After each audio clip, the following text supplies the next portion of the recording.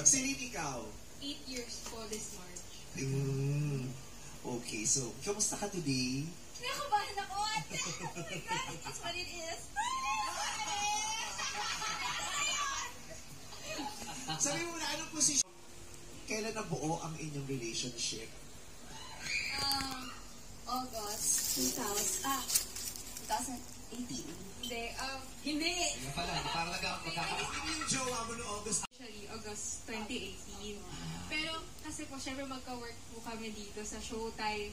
Tapos, lagi po kami inuutusan na, si Selena tsaka si Grace na yan. Kunyari po, example, yung bridal shower ni Ate Ann. Sila na mag-ayos niya. Yung mga ganun po.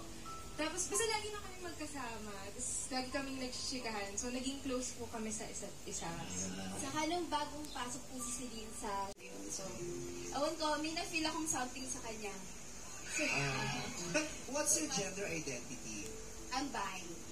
Ikaw, Celine, ano gender Bi identity? din po. Bi. What's your pronoun? I'm a she. She din po. She, her. Yun ang kanilang mga pronoun. Then 3 months po. Uy, tagal. Matanong ko. And then it start off muna yung parang friends, ganyan. Tara, let's go. Friend mo talaga, tinarget mo. Coffee tayo. Parang ganun. Coffee tayo after. Or gusto nyo kumain after. Parang mabait siya. Matipid lang at masungit minsan. Pero as a friend and as a partner po, sobrang bait niya. Ako po nung, na-start ko na siyang maramdaman. Kasi, birthday ni Ford. Si Ford na talaga. Po, birthday niya po yun. Tapos si Grace. Doon na feel mo na, Kamusta yung relationship nyo? Masaya? Ilang percent? nagsasalos ako or kasi hindi niya pa ako ginajudge.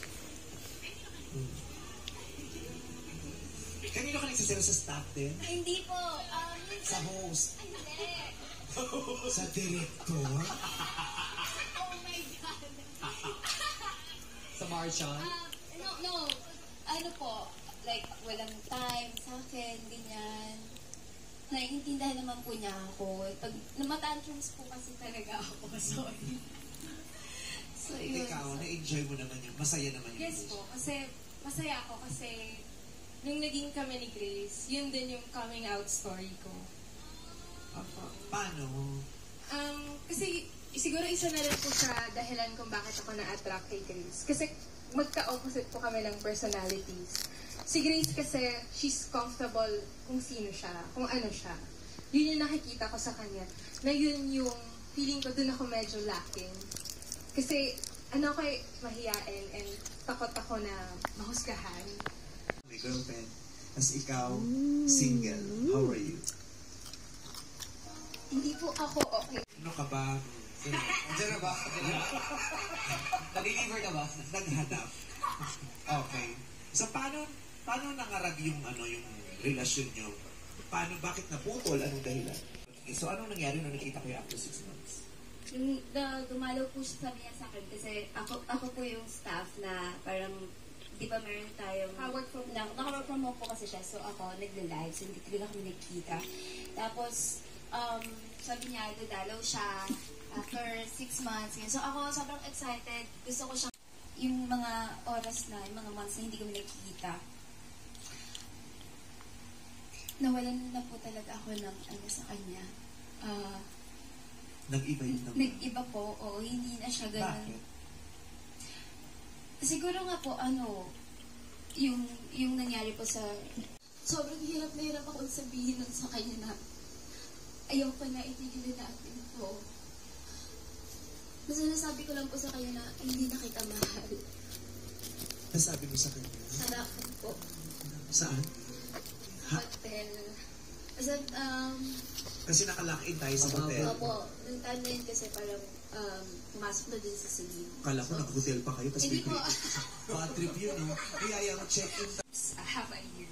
Tapos, pagdating ng Iba. wala na. Maraming nakaranas ng ganyan. No? Maraming nakaranas ng ganyan. Yung hindi naman, nabigla ka na lang, bakit gano'n na yung naramdaman ko? Lalong-lalo na nga ng pandemya. Kaya ako talaga, awang-awa ako talaga sa mga staff, lalo na nung pandemic. Gracia, oras na para kilalanin ang ating searchie. Searchie number 1, reveal. Week na nandun ako sa bahay lang. Sabi ko, parang wala na talaga to. Sumuko ka na. Bibitaw na lang din ako. Ayoko nang i-pursue din. Kasi parang, dapat di ba nung nagkita kami, dapat okay kami. Dapat masayang-masaya kami. Kasi super excited din po ako nung nakita ko siya. Sabi ko, makikita ko na siya. Sobrang intense po ng feelings ko na makikita ko ulit.